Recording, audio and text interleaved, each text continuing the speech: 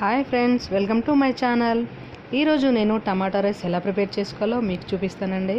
అయితే కొత్తగా వచ్చిన వాళ్ళని సబ్స్క్రైబ్ చేసుకోండి. ఈ టమాటా రైస్ ఎలా చేయాలో నేను ఇప్పుడు చూపిస్తాను మీకు. అయితే ముందుగా మనము ఒక కుక్కర్ తీసుకోవాలి. ఆ కుక్కర్లో మనము తగినంత ఆయిల్, నేనైతే ఒక 2 టేబుల్ స్పూన్ ఆయిల్ వేసుకున్నాను. అయితే ఈ టమాటా రైస్ అనేది కర్రీ లేనప్పుడు అయితే చాలా బాగా చేసుకోవచ్చు. తినడానికి కూడా చాలా యమ్మీగా ఉంటుంది. అండ్ మనకేంటంటే ఒక్కొక్కసారి ఇంట్లో కూరగాయలు ఉండవు, ఏం తినాలో అర్థం కాదు, ఏం చేసుకోవాలో అర్థం కాదు. అలాంటి టైంలో ఇలా ఒక 2-3 టమాటాలు ఉంటే కనుక తప్పకుండా మంచి బిర్యానీ లాంటి ఒక రెసిపీ అనేది మనం చేసుకోవచ్చు. ఇక్కడ చూస్తున్నారు కదా, నేను స్టవ్ పైన కుక్కర్ పెట్టుకొని ఒక 2-3 టేబుల్ స్పూన్ ఆయిల్ వేసుకొని అందులో మసాలా దినుసులు అన్నీ వేసుకున్నాను. సాజీరా, చెక్క, లవంగాలు, ఆకు ఇవన్నీ కూడా నేను వేసేసుకున్నాను అన్నమాట. తర్వాత ఇందులో పచ్చిమిర్చి, ఉల్లిపాయలు కూడా వేసి కాస్త బ్రౌన్ కలర్ వచ్చేంత వరకు కూడా వీటిని వేగించాలి. అలా అయితే మనకి కమ్మని టేస్ట్ అనేది ఈ టమాటా రైస్కి వస్తుందన్నమాట. సో మీరు చూస్తున్నారు కదా, ఇక్కడ వీటిని కొద్దిగా బాగా వేగిస్తూ ఉండాలన్నమాట, తక్కువ ఫ్లేమ్లో.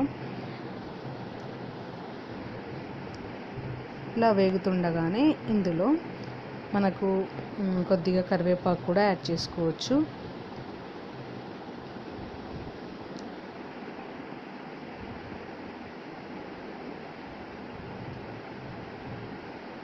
ఇలా యాడ్ చేసుకున్న తర్వాత ఇందులో మనము ఒక 2-3 టేబుల్ స్పూన్ అల్లం వెల్లుల్లి పేస్ట్ యాడ్ చేసుకోవాలి. మనం తీసుకునే రైస్ని బట్టి, తీసుకునే టమాటోస్ని బట్టి ఈ అల్లం వెల్లుల్లి పేస్ట్ కూడా మనం యాడ్ చేసుకోవాలి. నేను 2 టేబుల్ స్పూన్ యాడ్ చేసుకున్నాను. చూస్తున్నారు కదా, ఇలా కాస్త పచ్చి వాసన పోయేంత వరకు కూడా బాగా వేగించిన తర్వాత మనము ఇక్కడ చూస్తున్నారు కదా, మిక్సీ జార్లో టమాటా ప్యూరీ అన్నమాట. ఇది టమాటాలని ఒక 2-3 టమాటాలని ఇలా పేస్ట్ లాగా చేసుకోవాలి. ఇది ఇందులో వేసిస్తున్నాను.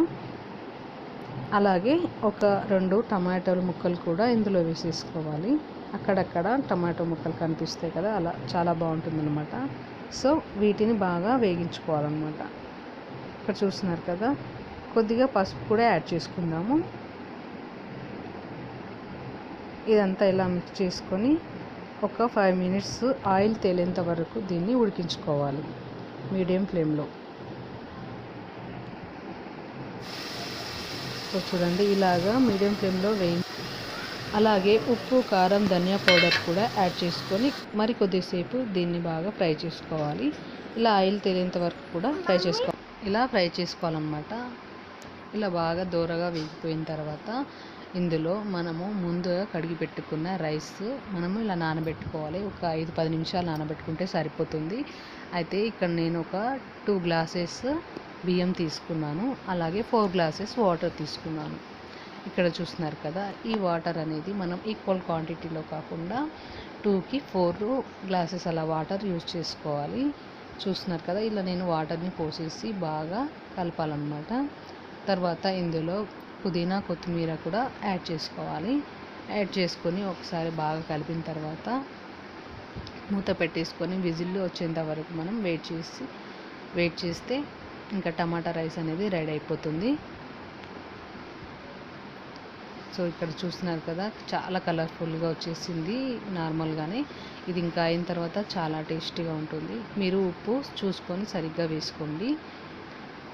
ఇలా విజిల్ పెట్టేసిన తర్వాత మనకి ఒక 4 విజిల్ వచ్చాక ఇలా రైస్ అనేది రెడీ అయిపోయింది, టమాటా రైస్ అనేది. సో చాలా సూపర్గా ఉంది కదా చూస్తేనే. ఇంకా మీరు కూడా మనకి ఇంట్లో ఎలాంటి కర్రీ లేనప్పుడు, ఏం చేసుకోవాలో తెలియనప్పుడు ఇలా టమాటా రైస్ చేసుకుంటే యమ్మీగా సూపర్ టేస్టీగా ఉంటుంది, తినేయచ్చు. మనకి ఇంకా ఆ రోజు ఆహా ఎంత బాగుందో అనిపిస్తుంది అనమాట.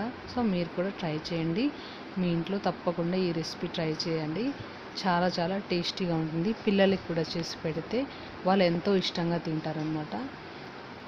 దీన్ని ఇప్పుడు ఒక ప్లేట్లోకి సర్వ్ చేసుకుంటున్నాను. మీరు చూస్తున్నారు కదా, పుల్లలుగా భలేగా వచ్చిందనమాట రైస్. మనం దీన్ని బాస్మతి రైస్ తోటి కూడా చేసుకోవచ్చు, బట్ నేనైతే నార్మల్ రైస్నే యూజ్ చేశాను. కానీ చాలా టేస్టీగా వచ్చింది. మీరైతే తప్పకుండా ట్రై చేయండి. ఇది ఎలాంటి కర్రీ లేనప్పుడు అయితే ఇలాంటివి చేసుకుంటే మనకి ఎటువంటి బోర్ లేకుండా. ఈ వీడియో మీకు నచ్చినట్లయితే లైక్ చేయండి, షేర్ చేయండి, సబ్స్క్రైబ్ చేసుకోండి. Thanks for